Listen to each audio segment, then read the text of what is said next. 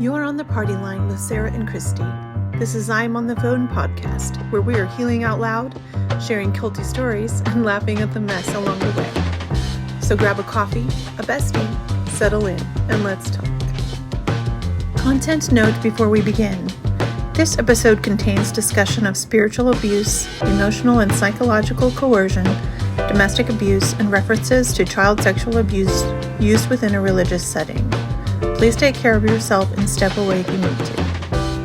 All right, so I've got a little bit of bad news. Oh no. So, episode 16 here. I can't believe it's our 16th. I know. I attempted to listen to 6 different sermons. How many? 6. I attempted. Yeah. I just, it came to a point where I just couldn't, I started to, I don't really know how to explain it. There was like the gloom. The gloom that came over me. It was like a darkness, to be honest. Yeah. And it shut me down. And I think that that is what's been going on. Like when I marcoed you yesterday, I really think that I was just trying my hardest to work through some of the things that were, and it wasn't even words that were being said as much. It was the tone. It was the church setting, the singing. I did not expect the singing to trigger me the way that it did. And it wasn't singing a song, Sarah. It was just, I mean, the singing was terrible for one thing.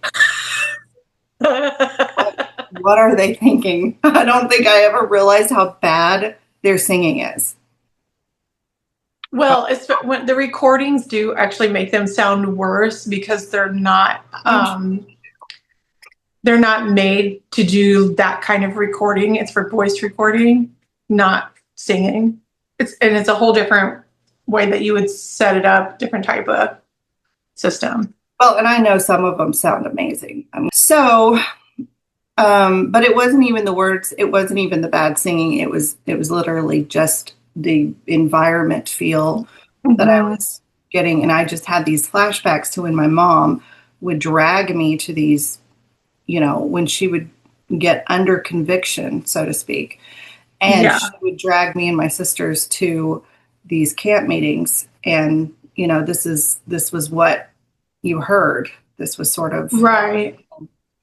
So, I took a different route for today. Oh, I'm excited. I have a story to share, and it's not a long story, but I'll get your authentic, it's not about me. Okay. But I'll get your authentic, input. So I don't think I've ever told you this story. It was when I was a pastor's wife, and it was a story that was shared with me by another pastor's wife. And the person that I was talking to was, I was pretty strong personality. I always have been. I know there are people out there that are stronger than me in certain areas, you being one of them. You're stronger in some areas that I'm not. But then I think I'm stronger in some areas that you're not. Like we just, there's not really. That's normal, I think. It's just normal. I still love her to death. She's a very sweet person. But I was probably heavily judgmental back then. Anyway, but she had 2 daughters, and they were pastoring somewhere. Okay. At the time. And her husband's the same way. He's very, they're not loud people, But her daughters were probably maybe 6 and 10, maybe something like that. They were young. Okay. My kids were young. And I've always been very hyper, what do you call that? Like sensitive or aware, hyper aware Mm-hmm. of the possibility of predators, right? Like Okay. child and stuff like that. Yeah. Always highly protective of my children, stuff like that. And it really aggravates me when I meet a parent who isn't. Like, I have to talk to myself and just be like, Mm-hmm. they're not like you are, they're okay, and try not to judge the heck out of them because they're not like obsessive about it like I am. Right. So, and it comes from just like fearing for children, I think. Or this other pastor's wife told me that there was a man that had gone to their church who had gotten arrested for child molestation, Oh. gone to jail when he was probably in his 20s, and he was in his or 30s maybe, and he was getting out and only in his 50s. So he had been there for maybe 12 years. So what he had done was significant. I mean, I know that they put people away for stuff like that, but in my opinion, they don't put them away for long enough. Well, that should be lifer, period. No questions asked. Absolutely. Absolutely. Because you destroyed another person's life, so to speak. It's worse than murder, in my opinion. It is. And you leave this person having to deal with their trauma for the rest of their life. And it's a child. It's an innocent. I mean, it's on a completely different wavelength than any other crime, in my opinion. So anyway, so he'd been there for a significant amount of time. I think there was more than one child that he had molested. Oh, wow. And he got out and came back to their church. And we're talking, I mean, this is a CHM church, And because we all share the love of Jesus with everyone, her and her husband did not feel like, even though there was maybe one or two other kids in the church other than their two girls, that was all. There wasn't a whole lot of church kids there, but it was enough to where they should have met him at the door and said, "We are so sorry, but you cannot come in," not even apologize. I mean, the option for him to come to church should have not even been, like, he Right. shouldn't be in the vicinity of children at all. Right. But because we cover, I mean, it wasn't even that they were wanting to cover it up. It was just that they didn't feel like they could turn him away. And I was sitting there telling her, absolutely, you can turn him away. Absolutely. If this was the situation in my church, I would definitely I wouldn't go to church. And block the door myself.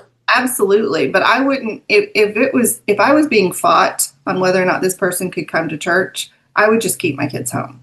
Like, it would not have been, I just feel it even while she was telling me this. I remember feeling like the panic starting to rise up in me. Yeah. And then she said he's actually he's actually on parole right now, or something, where he was literally not able to come in contact with another or with a child at all. He was illegal. He was illegally going to church. He could not be around his nieces, nephews, any of the children. And so they allowed him to go to church. Yeah, I am. They are like, blown.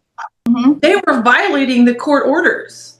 And I didn't You don't have to feel any certain way. I know. And I did not even know enough about the laws back then to say that to her, that they were literally. They were in violation of court orders, period. Yes. And they could have gotten, well, I don't know if they could have gotten in trouble. I don't know. Maybe. But well, I mean, if they were aware, and especially in that type of case, I'm sorry, if I'm a judge and they're before me, that's the last place you want to see me. But Sarah, it was a good sized church. I mean, it wasn't huge. It wasn't 300 people, but it was like they averaged like 50 to 80, give or take like what was going on. And so it was bigger than our church was, and Right. all made up of mostly adults. Why wasn't someone else speaking up? Like I seriously, I am so confused Was about everyone this aware? reality. Did like I'm everyone know? As far as I knew, yeah, they knew I mean, like, I don't that know he how you was a don't know child how predator. someone disappears and then comes back, and that's all public record. I Well, you can't know how imagine these they didn't churches go. know. Yeah, you know how these churches go. I mean, I think they gossip spreads pretty fast. I can't imagine that would have gone unnoticed, but maybe they didn't know. But I I find can it really see, hard to believe that they didn't. right. I mean, I would have to. I don't I'm know. sorry, but I would have to say, I would have to imagine, like, just common sense says that more than half the congregation knows. The Oh, pastor certainly knew. Certainly knew. yeah. And I'm sorry, but that makes you culpable. Well, and I think that he had talked to the pastor as sort of like part of his therapy type thing. What? And I don't Why? And I exactly because the Not pastor qualified was at not a all. psychologist. He was not a trauma, or he was They not don't even qualified. have they Exactly. don't have any qualifications to be any sort of counselor Uh-uh. Not at all. unless he like specifically went to another like postgraduate schooling in addition to whatever schooling he had to be a pastor. Right. That's one of the things that always confused me is when people would come up to my husband and just be like, "We would like to have marriage counseling." And I'm just like, "He's not a marriage counselor. He's a And pastor. of all people. He could marry you, but I know. Oh my goodness.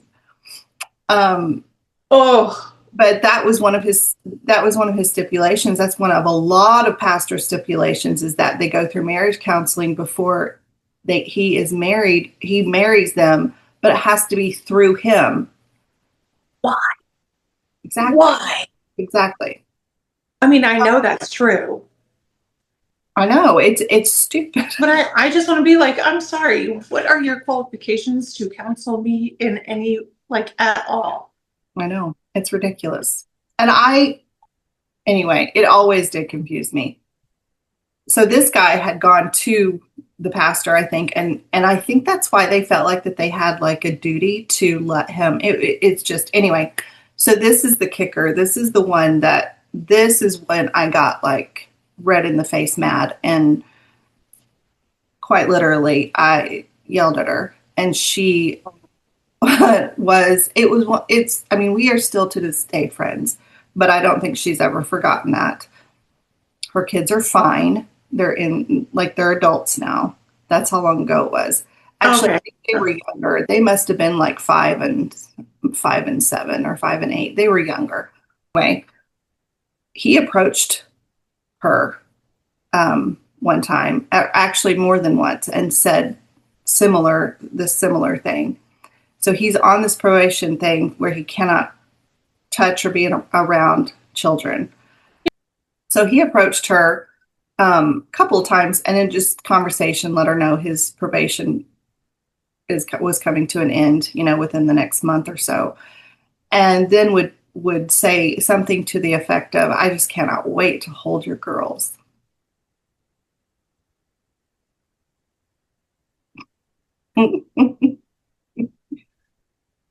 And she would tell me this because she told me this because she was anxious and I'm sorry, but how dim-witted do you have to be to not understand what the fuck is happening? exactly, and she was saying that she didn't know how to respond to him. Like, you will never ever touch my child.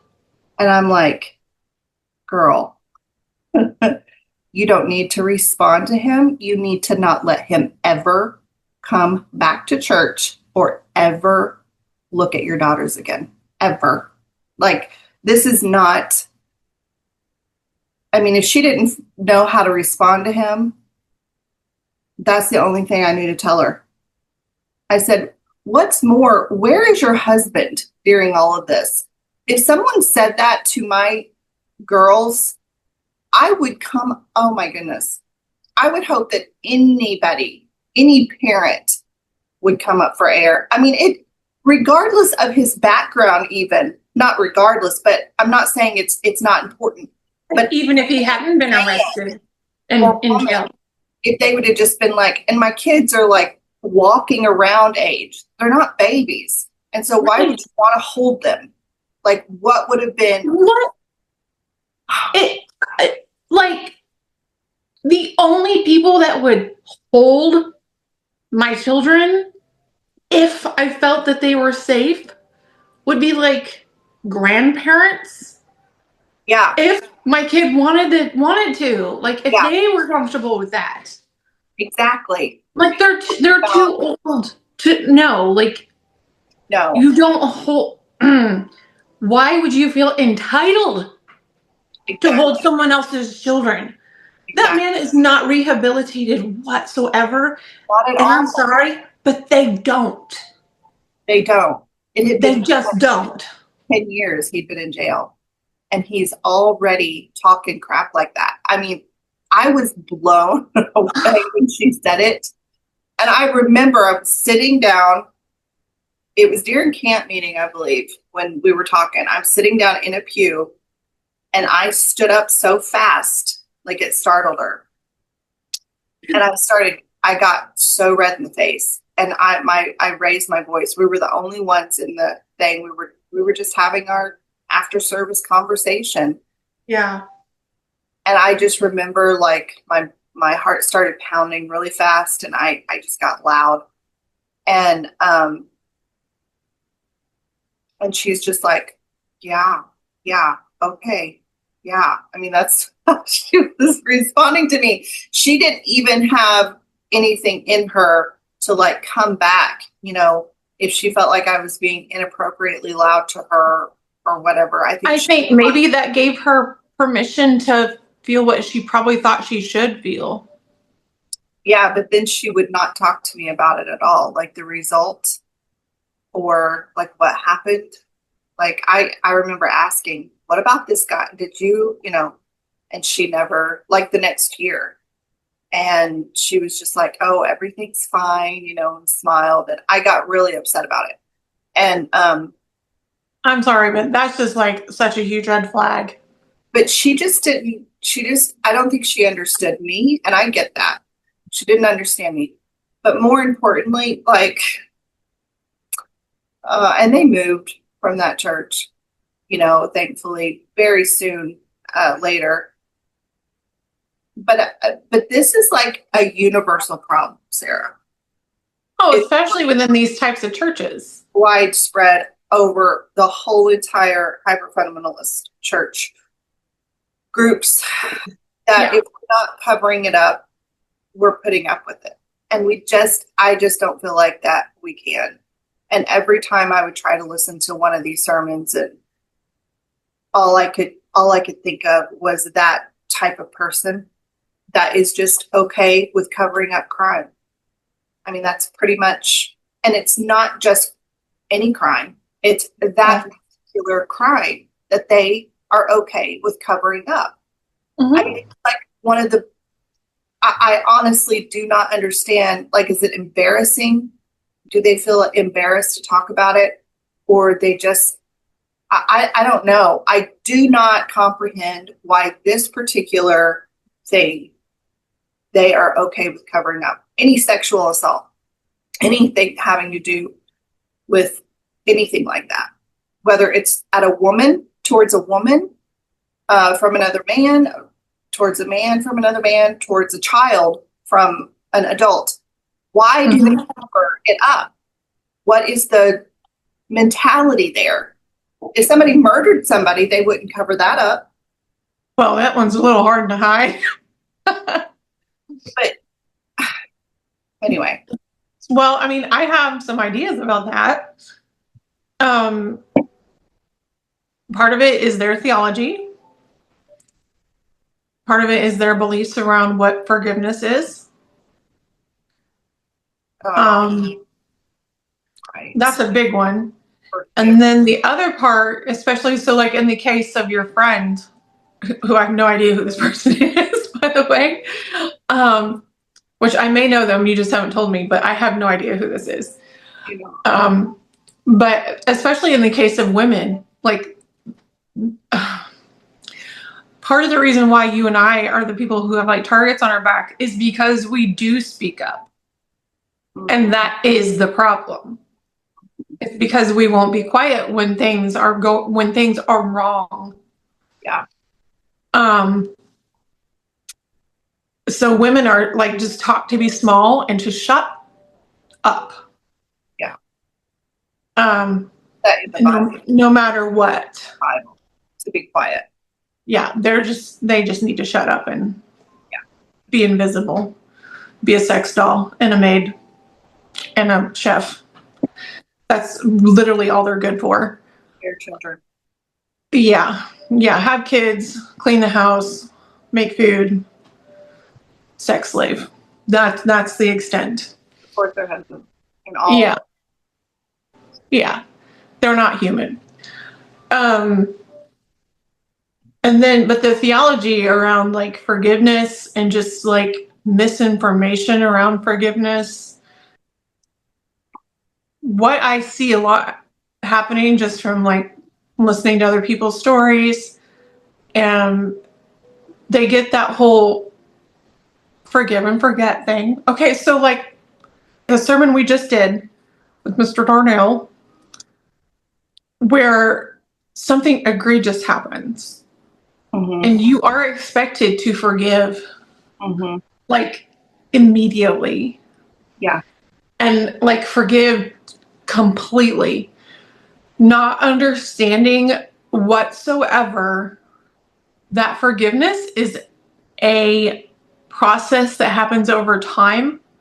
It's not. And it depends on like the severity of the wrong, right? Right. Like if someone makes a mistake and it's like a one-off, like that's not what they normally do, like it's out of character, and they say and like they give a genuine apology, not like, oh, I'm sorry if that hurt you. There's no ifs in an apology ever. That hurt you. Yes, and you name what you did. Right. Because you know what you did, so you have to be specific. Yeah. So you apologize specifically for what you did, and you don't do it again. Right. I understand if it's like something that's like an addiction where there's going to be, it's going to be difficult. Yeah. And I do think that is like a little different. But also, again, depending on what the addiction is, that will dictate what my response would be. Right. Like alcohol or cigarettes, if that's the type of addiction that you're looking at. But there are places for people like that. Well, and there's a lot of support for people like that. If it's a drug addiction, obviously, like that can like really, I would say alcohol and drugs would be the top ones to like just ruin your life as far as like losing your job, your family, because of your behavior around the addiction. Yeah. Cigarettes, it just stinks. It's gross. But it's not going to ruin. It's not going to ruin your life necessarily, unless it's in your house, you know? I mean, you can still add. I mean, most people are aware enough these days that they don't smoke in their house, I think. Right. Not everyone, but it's more common, I think, now to smoke out of the house, especially if you live with a non-smoker. Right. I think there's at least a little bit of respect there. It's not like taking away your cognitive ability to understand people versus like alcoholics and drug addicts lose the ability to reason, right? Yeah. Like you can smoke and still think. Something like having a piece of maybe not, but a lot of people smoke right after eating. It's a habit. It's habitual. It's like having a piece of chocolate cake after every meal. That's, and maybe Yeah. you know, it's like literally getting into your head. It's just a form behavior. Yeah. But yeah. But yeah, also so forgiveness in these churches is just taught in a way that is actually so harmful. It's not actually forgiveness. It's spiritual bypassing. It's complete dissociation from what happened. Yeah. Like, so that you never process your true emotions and you just stuff them, which is really, really bad for your health and for your mental health. It's horrible. Up on in your high cholesterol and blood pressure and all of that stuff. That is all going to show up on your health record. That kind of stuff causes like literal brain damage. Yeah. So it rewires your brain as well. So yeah, teaching forgiveness, and they teach forgiveness always as being both the act of forgiveness and combining it with restoration. When those are two separate things. And depending on, like, I guess what you believe about forgiveness, which I've come to the conclusion that not everyone deserves to be forgiven. And honestly, you can't forgive someone who's not even asking for forgiveness, can you? No. And if you want to go by their own theology, Jesus doesn't even forgive you until you ask. Exactly. Like if they really believe that we're going to be thrown in hell, that means we're not going to be forgiven for what we did, right? Right. So it's not. And then they like to throw that, well, if you don't forgive, God won't forgive you. Right. Part of like the forgiveness is just that they don't recognize human development whatsoever. Like, they don't believe in therapy and counseling. A lot of them don't. And the only therapy they will go to is if it's through the pastor who is never qualified. Maybe not never, but almost never qualified. But especially in these groups, generally speaking, they're not. Yeah. Even if they have any sort of degree in biblical counseling, if you start looking into that, that is it is the worst possible thing you can do. It really is. Everything they teach flies against like known research-based, scientifically backed studies about how the brain works and how the body and mind respond to trauma. They don't comprehend or even seem to want to comprehend anything that doesn't fall under something that is labeled biblical or Christian. Not understanding that just because it doesn't have that label doesn't mean it's not valid. In fact, most of the time, something being labeled biblical or Christian is not a good thing. No, it's not. It has such a horrible reputation for a good reason. Yeah. Because they're awful. Yes. That's one of the things that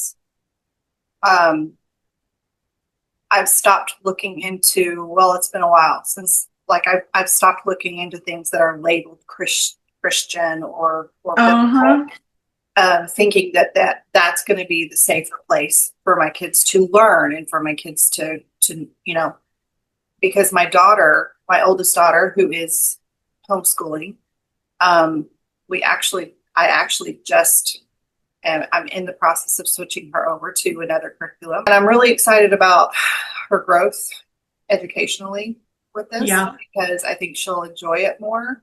For one thing, she loves to learn, but she was hitting roadblocks with this other one because she's 14, but she's super smart, and She's she brilliant. knew what she is, and she knew some of the things they were saying were not correct.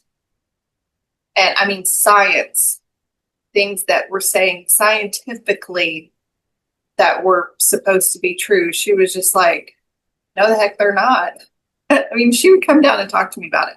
And Yeah. look it up. And I'm just like, I don't think that's true.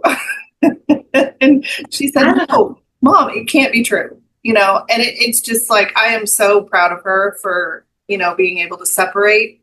Yeah. But it's really detrimental on your kids' growth educationally. And that's just one small area. Well, okay. Another really, really big area that this comes up in, and unfortunately, just based on our experience and observations, like sexual immorality and sin and abuse is rampant in these churches. Mm-hmm. And I have stated before, not on this podcast, but elsewhere, and even just in talking, to be a part of this world is to be sexually abused in one form or another. Yeah. You're existing in sexual abuse on a spectrum. Mm. Like, wow. That is what it is. Yeah. They are sex obsessed. Yeah. And severely sexually uneducated. Yeah. That is so true. And when there is no sex education and such dogmatic beliefs and views across the board, it's literally like a perfect storm for rape. It is rape culture. Yeah. Like, there's no question there. It is rape culture. Mm-hmm. It's a perfect storm of sexual abuse. Yeah. And that's why they cover it up all the time, because they're doing it. They're not just hiding it. They're doing it. They're actively involved. Sometimes it's unintentional, I think. A lot of times I think on women's side, it's unintentional. I'm not saying it's all, because I know of stories that will just make you want to go to jail. Everything that they teach, I'm trying to think of any rules beyond what like normal common sense tells you, like treat others as you would be treated, like be kind. Yeah. They don't teach like the Beatitudes. They don't teach like fruit of the Spirit. Mm-hmm. That's not how they measure people, which is literally according to their beliefs and their Bible, that these are how you know who Christians are, is because they display these types of virtues, right? Mm-hmm. No. What they measure people by is the rules they came up with themselves, because they're so obsessed with sex. Not one of those rules doesn't have to do with sex in some way, shape, or form. Yeah. I'm trying to think of any. I'm trying to think of any. Yeah. Well, and this is something that they teach children from the womb, quite literally. Yeah. They do not address it. Like these issues are not addressed in the home or in education schools or anything like that. Well, and they all get mad because they don't want their kids to go to public school and have sex ed. I'm like, but they're not giving them sex ed at all. And that is so important to do. And they're not teaching consent. what they're giving them, exactly what they're giving them is the place that they believe the man is, the place that they believe the woman is. And it is gender ideology. it's sexual abuse. And it is anything that is covered up and that you say, you have to wait until a certain time before you can indulge in this is going to be obsessed over by somebody. And it's obsessed over by most, I would say. I mean, if you're not going to talk about it, get ready for the storm, because there were multiple kids that I knew, and I was older going to college. I was like 25 and 26. And so I don't know why they thought that I was like the in-dorm counselor. These girls, I literally had to set a chair up beside my desk. I think it was just because I was older and that I'd had kind of a race. You give good advice. Maybe, or just listen to them. I was the only one that was between listening to them and listen. Between listening and actually respecting them and having like good and sound advice, because I'm sorry, Christy, but by the time you got there, you had endured so much already. Well, I'd gone through a lot. I went there in my mind believing that it was all my fault, right? Mm-hmm. So when these girls started coming to me, I could see that it wasn't their fault, but I couldn't see that about myself. So the last thing I wanted them to feel like was like me. So I couldn't get past. I knew it wasn't all my fault, but I still blamed myself, Right. And so, so one of the first things I remember thinking was, I don't want them to get discouraged to the point where they try to hurt themselves or where they turn to other. I definitely don't want them to get married because this happened, get married to this person. To their abuser? Because this happened. Yeah. And think that this is the only partner they ever can have because they slipped up and were assaulted in some cases. And so, how often were they like just coerced into it? Like where they were just worn down to, well, they would say, yeah. Most of them. I can't remember. I think I remember one, but they weren't even dating. That they weren't coerced, but they weren't even dating. Like they weren't even outwardly dating. And it was like consent on both their parts. And she felt guilty. He didn't. Sure.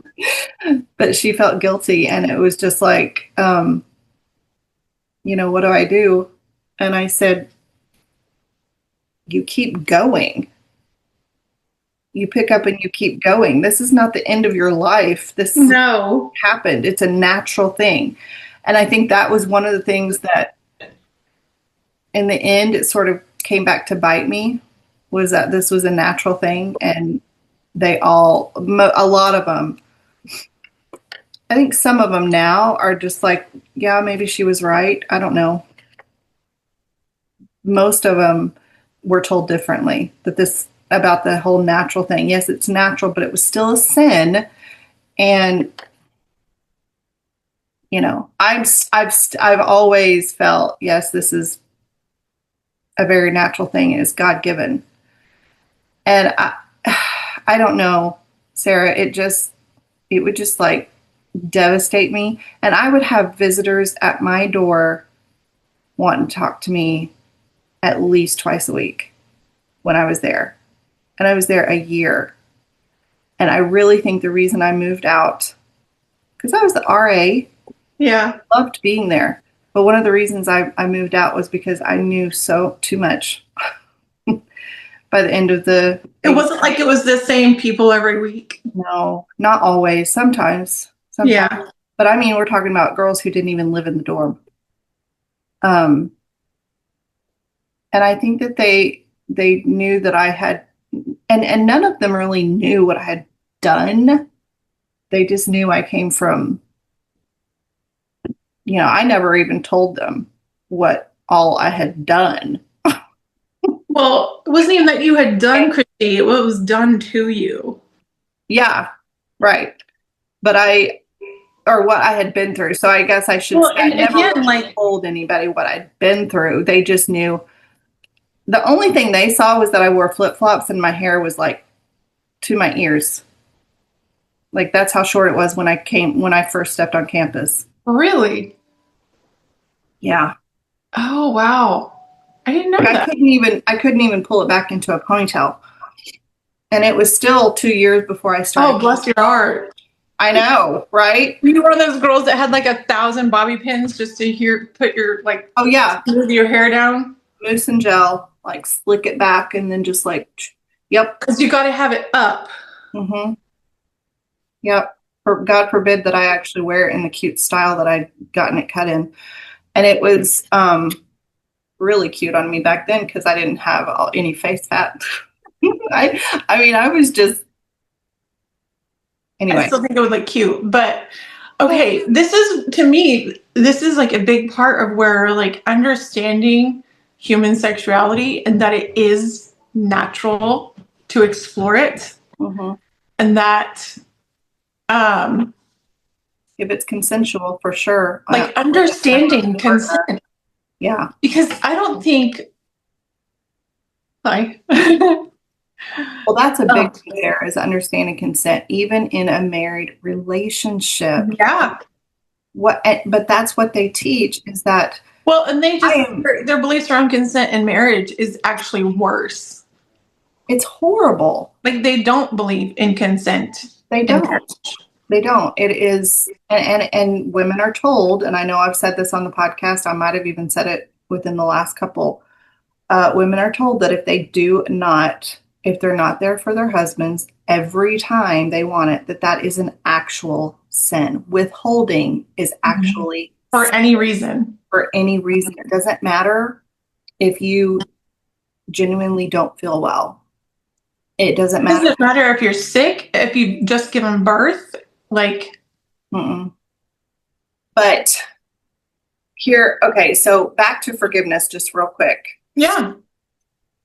And I may have told this on the podcast. I'm not sure. I know I've told this story to you.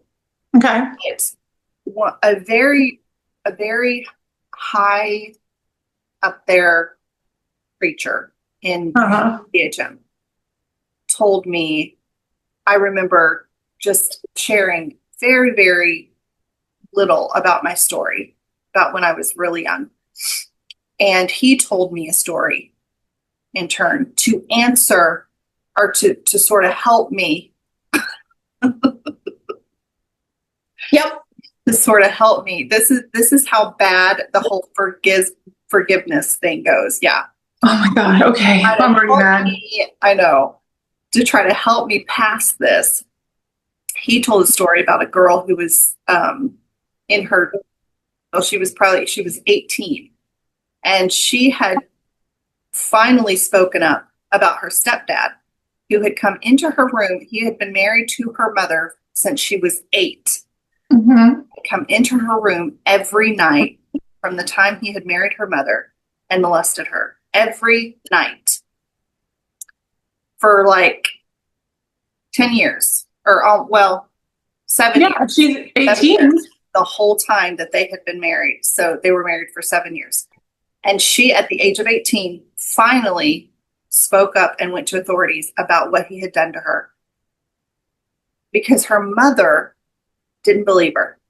And so as a child, she would not even stick up for her. So at the age of 18, when she was old enough to leave the house, she went to the authorities and she told them what he had done to her for so long. They arrested him. They took him to jail. And that guy had said, I just went and saw him in jail today. And his sentence was 16 years. And should have been more. And should have been a lot more. And he said, and he should have gotten that. And he said, and I think he should have gotten more years because what he did was wrong. He said, but he has gotten saved and given his heart to Jesus. Okay, great, good for him. Yay. He said, but the real problem, he said, the real issue is that if that daughter does not forgive him for what he did to her, she is the one who is going to suffer eternally, and he's going to go to heaven because he asked God to forgive him. I'm That sorry. was his response to a person who had shared very tiny little bit about her own abuse as a child. Okay. What? So basically, he was saying, if I couldn't find in my heart to forgive the person who hurt me, I was going to suffer. Sarah, I've been suffering all my life with this. Like, So now I'm going to go to hell because I can't forgive. And not only can I not forgive, but I can't quit talking about it, apparently. Like, he was basically saying, shut up and let it go. shut up and let it go. Like, Absolutely. just be quiet about this. You're not allowed to talk about this anymore. Yeah. You're not getting, it's not helping you to talk about it, obviously. And so, I mean, Okay. an actual therapist who had, or psychologist probably would have screamed. It I was know the who this person is, and like, oh my gosh, the worst advice, and it was the biggest for me to date. It was the biggest show of how abusive this whole forgiveness mindset is, and how abusive it is on people in the CHM.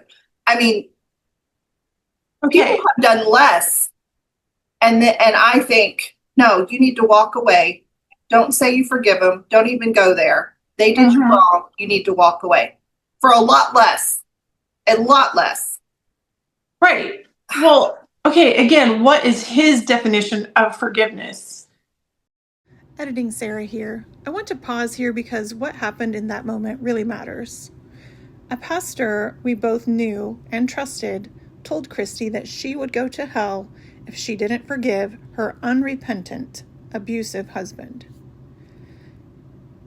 To make his point, the pastor told a real story about a child, an 8-year-old girl who was sexually abused by her stepfather for a decade. He said that the man who abused her would go to heaven because he had been saved, while the victim would go to hell if she didn't forgive him. I need to be really clear about this. That wasn't theology. That was coercion. He didn't offer care. He didn't center Christy's safety. He didn't acknowledge trauma or agency. He used fear, specifically the fear of eternal punishment, to override her consent and force compliance. What makes this even more disturbing is that he used the story of another victim's sexual abuse as a tool to terrorize and manipulate her.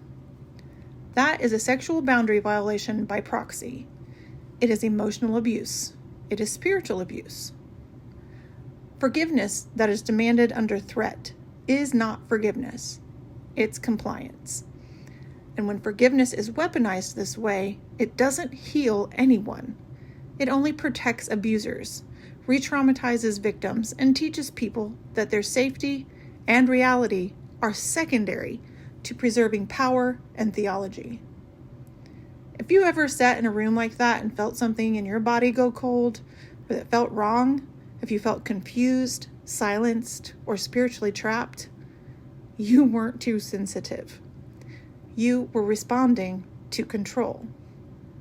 We're naming this not to shock, but because this kind of abuse is normalized in high-control religious systems, and many survivors don't realize how violating it was until much later. So when we talk about spiritual abuse or psychological control, this is what we mean. We're not talking in hypotheticals or extremes. We're talking about this. And with that context, let's go back to the conversation. They are so disgusting to me. One of the reasons why I find them to be higher up on the ladder of harmful is because of their influence and how people idolize them in particular. Yes.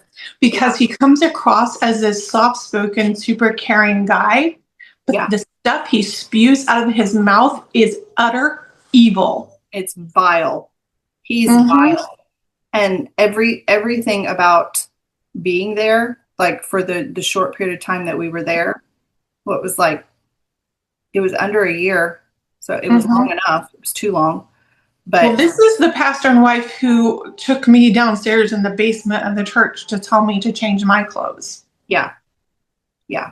And his wife came to our house and on one of my kids' birthdays, unannounced, stopped by to give my daughter a gift, and then proceeded to tell me that because I wasn't coming to revival, I didn't need to wait until it was too late. Like, basically, the Lord's going to come back and he's not going to take me to heaven because I'm not attending revival. And she was like an inch from my face when she said it. She had definitely crossed over into my space.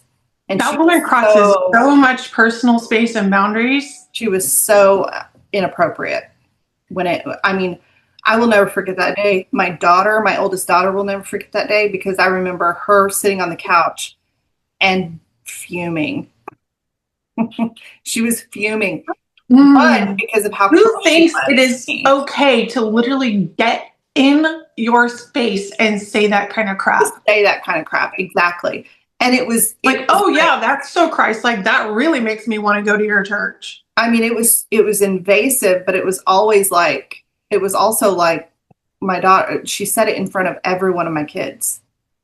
And it was a warning. Like, she was warning me. Oh, it's abuse. It was so abusive. The whole time we were there was abusive because, anyway. So makes me so angry. That's, yeah. Mm-hmm. You guys just. Okay. So remember last time when Mr. Darnell was saying, like, first he said you're lying to the IRS, and if you're lying to the preacher about why you weren't in service. They're one and the same, don't you know? Yes, the IRS and the preachers are like the same level in the hierarchy. They are, for sure.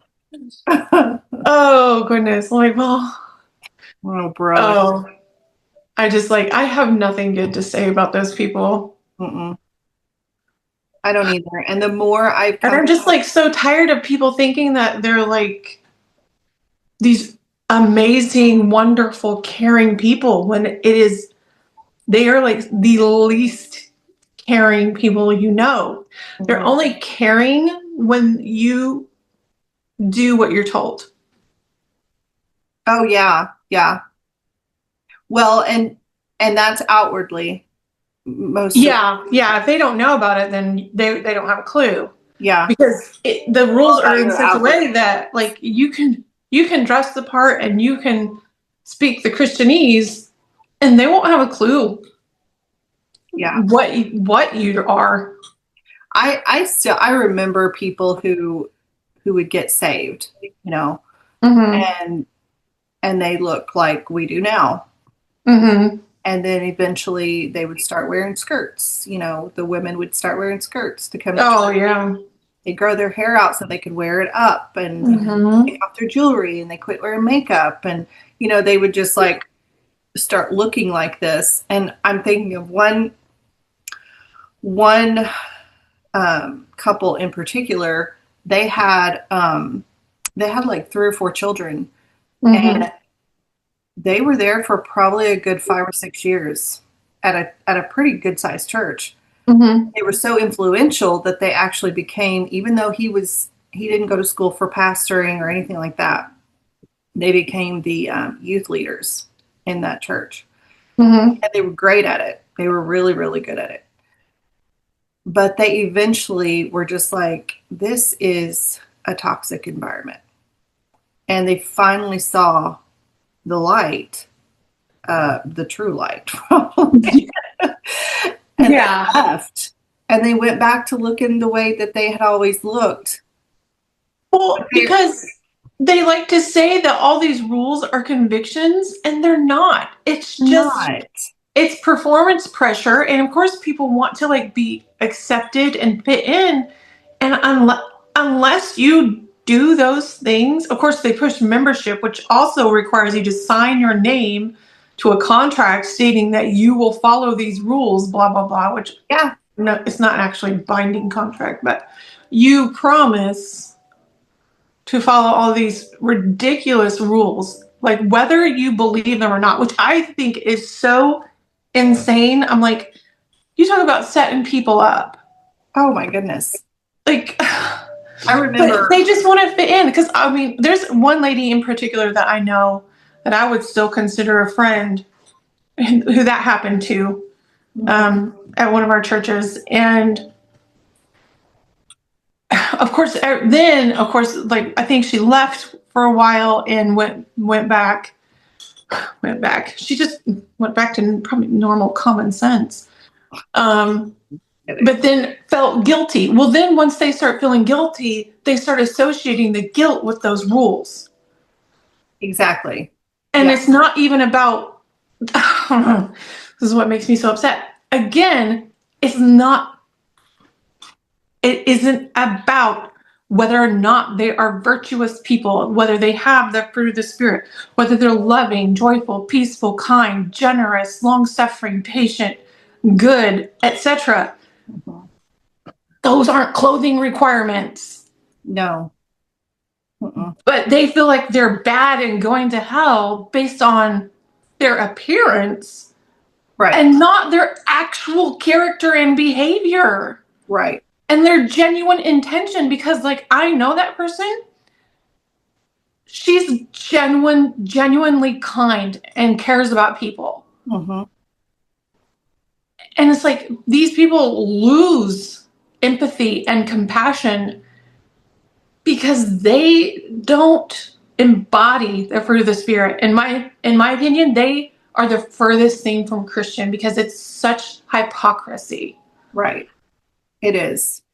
And that's where the whole, I remember hearing somebody say that if they, and this is, she just said out loud what everybody else was thinking, you know.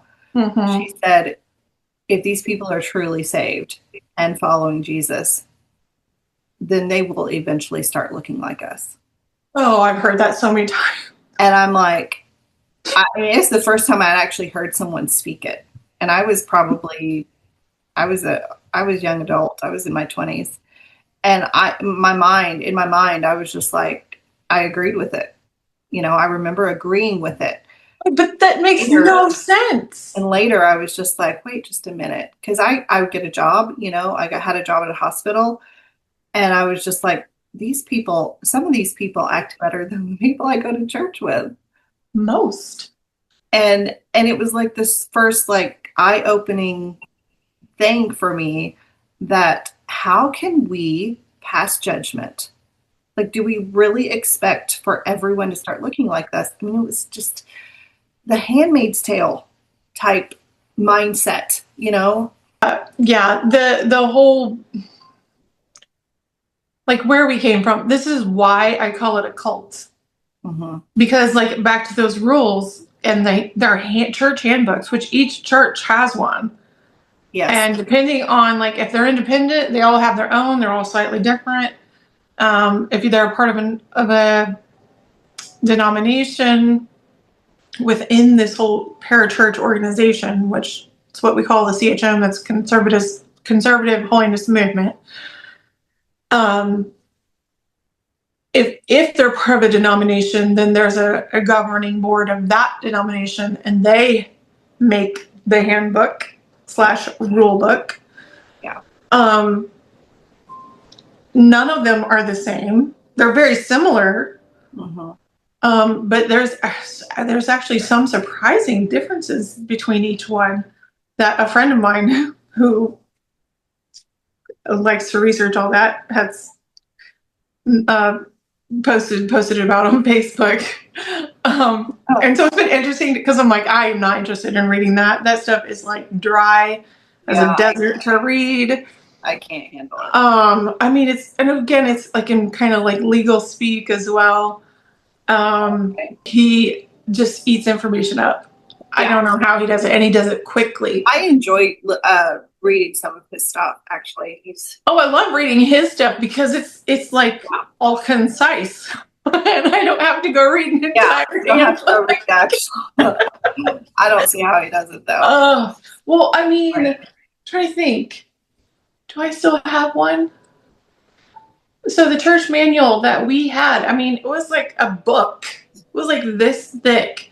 Yeah. I mean, it was probably like, but I mean, it was massive. And I'm like, who needs that to tell them to be kind?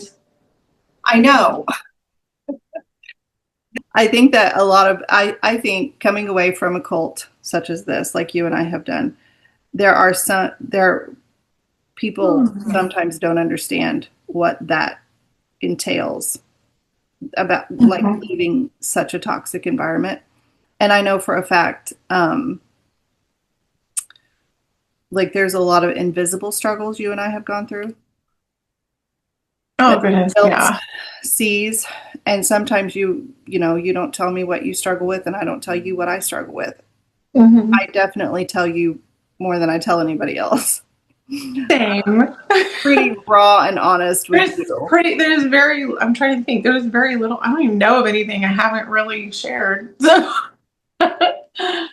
like, even if I'm stewing with it for a little bit, I may not share it right away. But like when I get to a point where I can like start to verbalize it, then I do.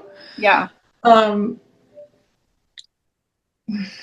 But yeah, no, we share pretty much everything, and I'm pretty big about identity, I know, but no, we both are. It's just when you're trying to rebuild it after never being able. Well, it's not even rebuilding it, is it? You're starting from ground up. Starting from the ground up, and you're just realizing that you have one. You actually have an identity, that you have every right to be this person. And you're trying to figure out how to, like you're wading through all of the muck to find them. And know that this is the person that you were meant to be, and it's the best person, the best version of you is your full identity. So I know for a fact, and there have been I don't know if I've told you this before, I probably have, but there have been several times that I have thought it would just be easier to go back into that environment. It would be a lot less stress. Like in my mind is telling me this, but it's like returning to trauma, returning to toxic environment. It's familiar. Because it's familiar, and you translate that in your mind that it's safe. Yeah, because you know what to expect. Yeah. You know what, and you're ready for, there were a couple of times that I was just ready for people to quit, assuming that I was going to hell. I was just tired of that, but I never did, because I have you as a friend. Yay. And I know for a fact that's the only reason that I didn't turn around and go back, because it was like you were my tether. Yeah, to your reality. Your reality, to what, I don't know if I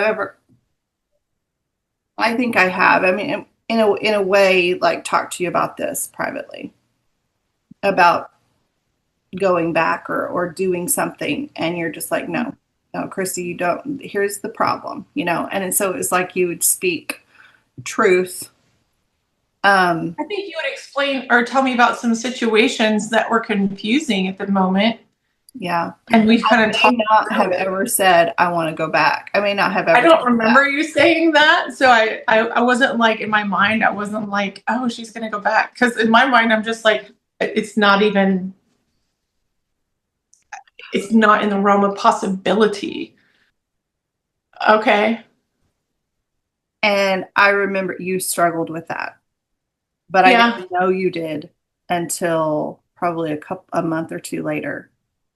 I didn't know how it because I think you feared that I was going back in a way, Mhm. and I was, I think, in a way. Yeah. Well, I was the church part I was concerned about. The bigger concern was who you were with. Mhm. Yeah. And that has always been like probably my biggest downfall is that particular relationship, obviously, of wanting to pull me back. Yeah. So anyway, for our podcast listeners, if anyone has the good fortune to find a friend like Sarah and I's friendship, grab onto it and don't let go. For sure. I feel sorry for anybody who doesn't have a friend. And for years, Sarah and I went without our friendship. Yeah. Mm. Today was like super interesting. It wasn't a sermon, but still very upset about those stories. Anyway, guys, thanks for listening today. Yes, thank you so much. Don't forget to like, share, and subscribe. Click the Ko-Fi link if you want to provide us with some coffee in the meantime. Or support us however you would like. Anyways. We hope your holidays are great. Yes. Enjoy your Christmas preparations as much as possible. Don't overdo it. But we will see you next week. Bye. Bye. You've been listening on the Party Line to I'm on the Phone podcast with Sarah and Christy. Join us again next week for more stories about our pre, post, and mid-culty life. Thanks for listening.